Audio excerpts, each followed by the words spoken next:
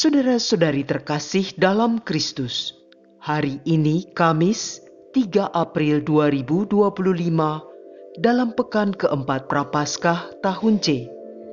Bacaan dibawakan oleh Bernadette Reni Wayong, Mazmur dilantunkan oleh Agustinus Ronald, dan renungan ditulis oleh Sandi Kusuma. Selamat menekuni Sabda Allah. Mari berziarah dalam pengharapan untuk dunia yang lebih baik.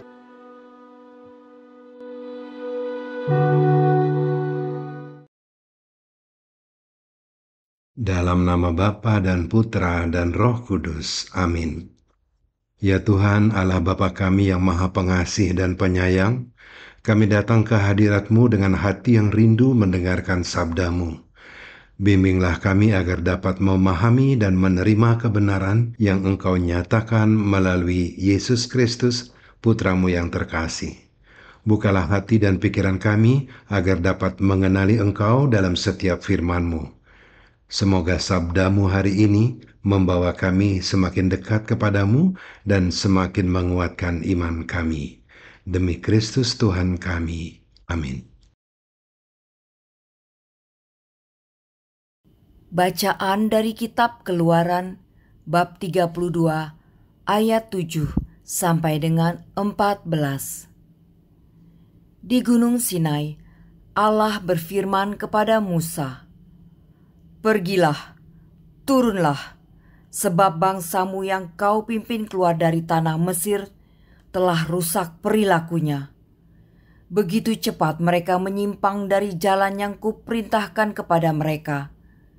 Mereka telah membuat anak lembu tuangan, dan kepadanya mereka sujud menyembah, serta mempersembahkan kurban sambil berkata, 'Hai Israel, inilah Allahmu yang telah menuntun engkau keluar dari tanah Mesir.' Lagi firman Tuhan kepada Musa, 'Telah kulihat bangsa ini, dan sesungguhnya mereka adalah suatu bangsa yang tegar tengkuk. Oleh sebab itu, biarkanlah murkaku bangkit terhadap mereka, dan aku akan membinasakan mereka. Tetapi engkau akan kubuat menjadi bangsa yang besar.' Lalu Musa mencoba melunakkan hati Tuhan, Allahnya, dengan berkata, 'Mengapakah, Tuhan, murkamu bangkit terhadap umatmu yang telah kau bawa keluar dari tanah Mesir dengan kekuatan yang besar dan dengan tangan yang kuat?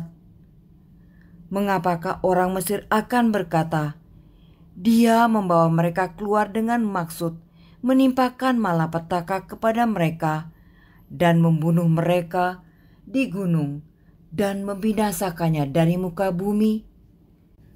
Berbaliklah dari murkamu yang bernyala-nyala itu, dan menyesallah akan malapetaka yang hendak kau datangkan kepada umatmu. Ingatlah kepada Abraham, Ishak dan Israel, hamba-hambamu itu, sebab kepada mereka engkau telah bersumpah demi dirimu sendiri dengan berfirman kepada mereka, Aku akan membuat keturunanmu sebanyak bintang di langit, dan seluruh negeri yang telah kujanjikan ini akan kuberikan kepada keturunanmu, supaya dimilikinya untuk selama-lamanya.' Dan menyesallah Tuhan atas malapetaka yang dirancangkannya atas umatnya." Demikianlah sabda Tuhan.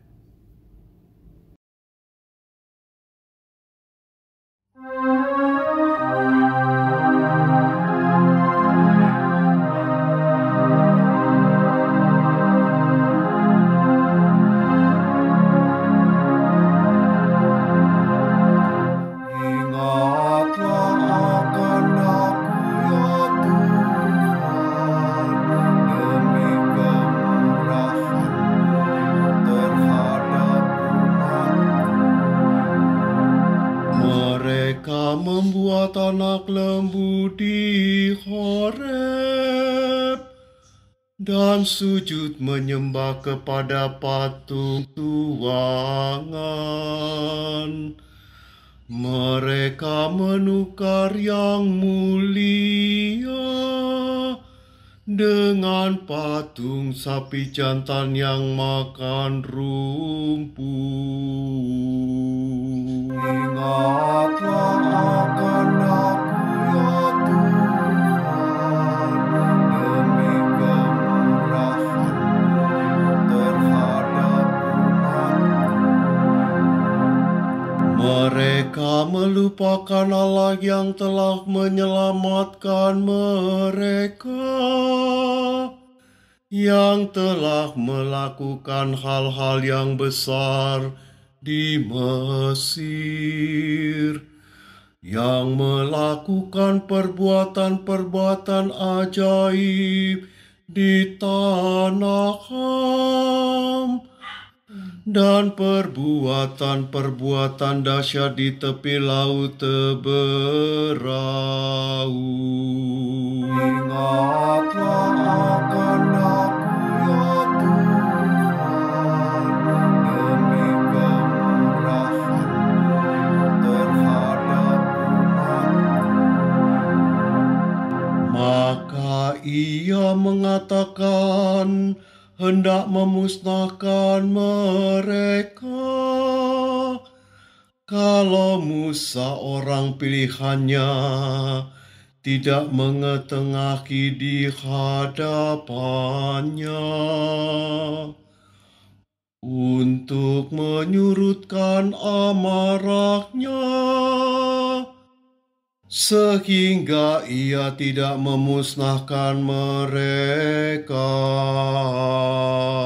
Ingatlah akan aku, ya Tuhan, demi kemurahan-Mu terhadap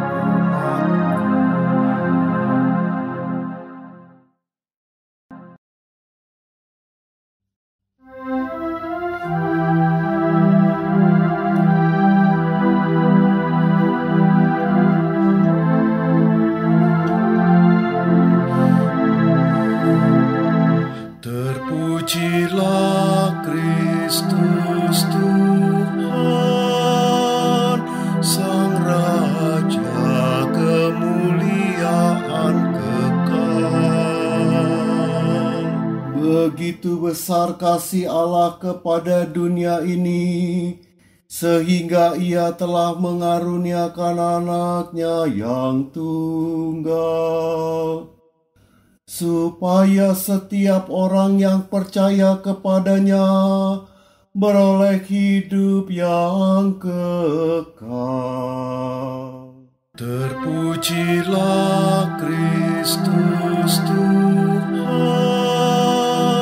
Sang Raja kemuliaan kekal.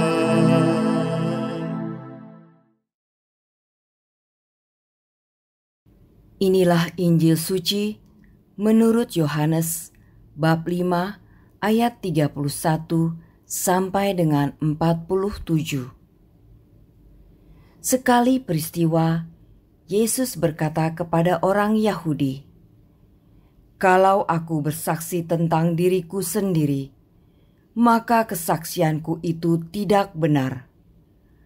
Ada yang lain yang bersaksi tentang aku, dan aku tahu bahwa kesaksian yang diberikannya tentang aku adalah benar. Kamu telah mengirim utusan kepada Yohanes, dan ia telah bersaksi tentang kebenaran. Tetapi aku tidak memerlukan kesaksian dari manusia, namun aku telah mengatakan hal ini, supaya kamu diselamatkan. Yohanes adalah pelita yang menyala dan bercahaya, dan kamu hanya mau menikmati seketika saja cahayanya itu. Tetapi aku mempunyai suatu kesaksian yang lebih penting daripada kesaksian Yohanes, yaitu segala pekerjaan yang diserahkan Bapa kepadaku supaya aku melaksanakannya.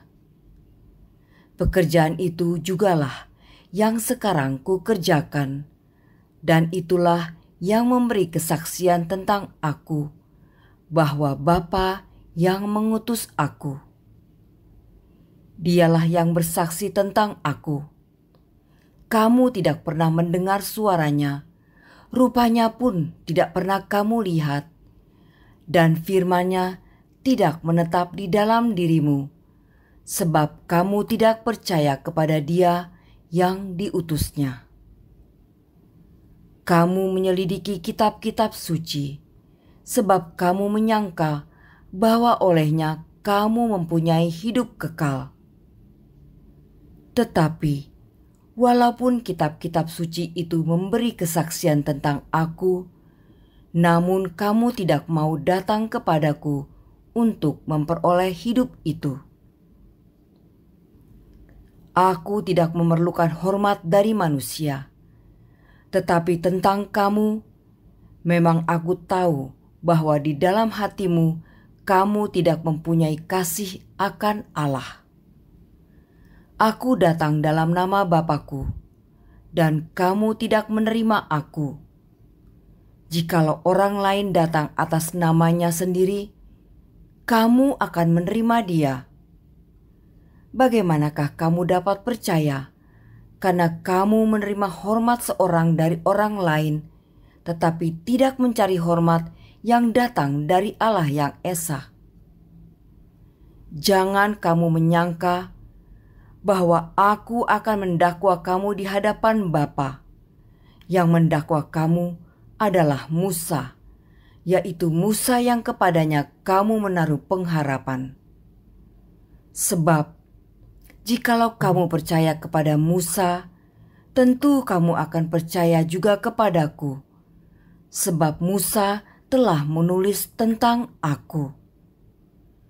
Tetapi, jikalau kamu tidak percaya akan apa yang ditulis oleh Musa, bagaimanakah kamu akan percaya akan apa yang aku katakan? Demikianlah sabda Tuhan.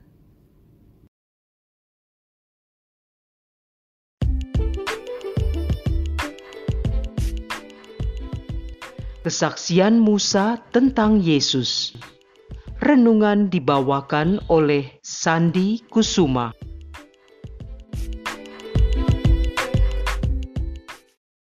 Adik-adik, Bapak, Ibu, dan saudara-saudara seiman dalam kasih Kristus. Hari ini kita merenungkan kesaksian Nabi Musa tentang Yesus yang cukup banyak ditulis di dalam kitab-kitab Taurat Musa. Saya terinspirasi dari kutipan Injil Yohanes 5 ayat 46 yang tadi telah kita dengarkan bersama. Jikalau kamu percaya kepada Musa, tentu kamu juga akan percaya kepadaku, sebab ia telah menuliskan tentang aku. Yesus menyatakan bahwa kitab Taurat yang ditulis oleh Musa sebenarnya banyak menunjuk kepadanya. Namun, banyak orang Yahudi gagal mengenali hal itu karena hati mereka lebih terpaku pada aturan lahiriah daripada pengenalan yang mendalam kepada Allah. Yesus menyatakan dirinya bukan untuk memuliakan diri sendiri, melainkan agar manusia mendengarkan, percaya, dan diselamatkan. Hal ini dapat kita bandingkan dengan bagaimana Musa berjuang agar bangsa Israel tidak dibinasakan dan tetap berada di bawah kasih Tuhan. Di sisi lain, dalam Keluaran 32 ayat 7-14, bangsa Israel menunjukkan kegagalan mereka dalam mengenali dan mengimani Allah yang telah menyelamatkan mereka. Ketika Musa naik ke Gunung Sinai untuk menerima perintah Tuhan, mereka segera berpaling kepada penyembahan anak lembu emas. Mereka mencari sesuatu yang terlihat dan bisa disentuh, sesuatu yang lebih nyata menurut pemahaman mereka. Namun penyembahan kepada anak lembu emas ini adalah bukti bahwa mereka gagal mengenali yang sejati dari Tuhan yang telah membebaskan mereka dari perbudakan Mesir. Ketika mereka menghadapi ketidakhadiran Musa, mereka memilih membuat Allah palsu daripada mempercayai Allah yang sudah menyatakan kuasanya dengan luar biasa itu. Sama halnya dengan orang-orang Yahudi di zaman Yesus. Mereka sudah menerima kitab Taurat yang mengandung banyak nubuat dan petunjuk tentang Mesias.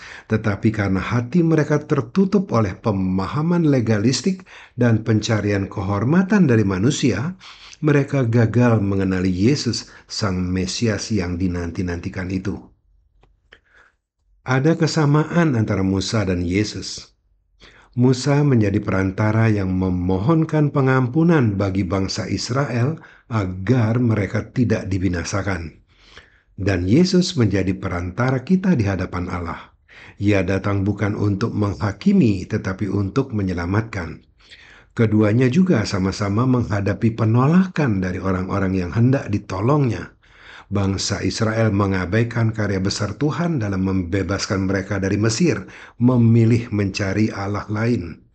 Orang Yahudi mengabaikan karya Yesus yang menunjukkan kasih, kuasa, dan kebenaran dari Bapa, lalu berusaha untuk menyingkirkan Yesus. Adik-adik, Bapak, Ibu, dan saudara-saudara seiman dalam kasih Kristus, rupanya kita juga menghadapi tantangan yang sama. Apakah kita benar-benar mengenali Yesus melalui sabdanya?